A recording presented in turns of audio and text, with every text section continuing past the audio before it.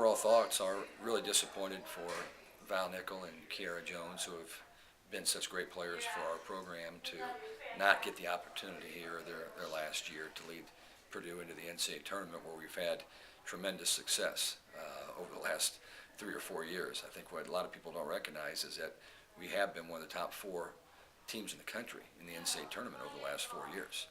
And here we go 22-10, struggle a little bit on the road down the stretch, and still ranked in the top 20, but didn't play ourselves in down the stretch. I guess that's the best way to describe it. So it's a tough moment. I thought today that this was probably going to be the outcome when I looked at all the numbers and all the teams that were on the bubble, and there were still a few surprises on some teams that got in, but good for them. I've always been kind of a fan of the underdog, and some of these schools that haven't gotten opportunities, good that they get that opportunity. And we had ways to play ourselves into this. Shot ourselves in the foot probably 3 times this year. And outside of that, I don't see anything that was a blemish on our schedule. I think that we played pretty well and did the things we needed to do. Why we didn't get in and why we're ranked in the top 20 and didn't get in is because the NCAA committee is 99% about RPI. This isn't a committee that meets all year long like they do in men's basketball. I think our fans are kind of used to how that works with basketball, and even with women's basketball. They put a tremendous amount of time in.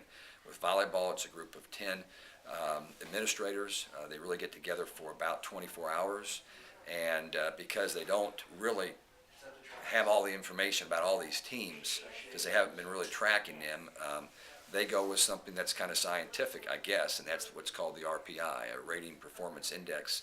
And they use that in the other sports too, but I'll guarantee you the football playoff committee isn't going to be going straight down the list on the RPI and determining who's going to get in the tournament, the Final Four there.